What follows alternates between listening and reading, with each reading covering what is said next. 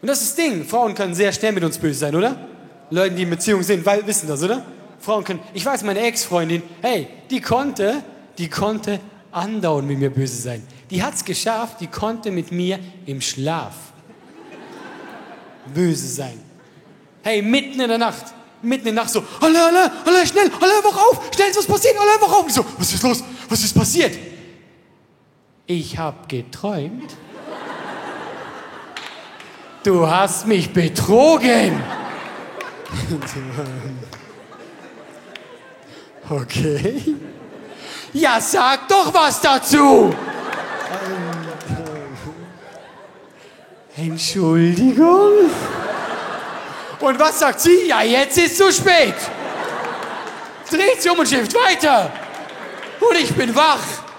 Mitten in der Nacht. Und wenn sie mich nicht von sich aus wach gemacht hat, hat sie mich wach gemacht mit ihrem Schnarchen.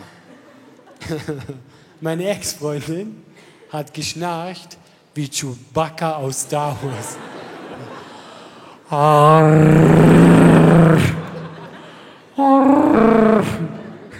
Einmal bin ich wach geworden, hab Star Wars nachgespielt.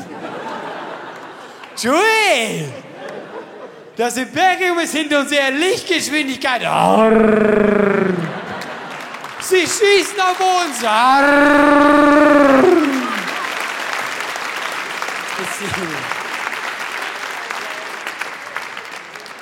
Ist sie wach geworden, war wieder böse mit mir, ja?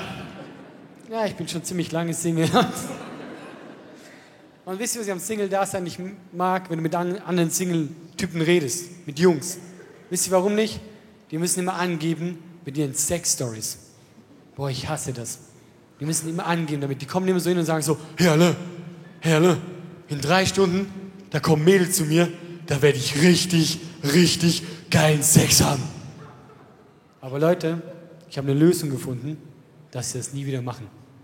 Der gleiche Typ sagt zu mir, in 3 Stunden kommen Mädels zu mir, werde ich richtig, richtig geilen Sex haben. Ich so, okay, aber tu mir den Gefallen, wenn du dann Sex hast und wenn du dann kommst, bitte denk nicht an mich. Hey, warum soll ich denn an dich denken? Nein, hör zu. Du darfst auf gar keinen Fall, wenn du kommst, an mich denken. 3 Stunden später ruft er an, du bist ein Arschloch! Mein Lieben, das war's von mir. Vielen Dank, ihr wart großartig. Dankeschön.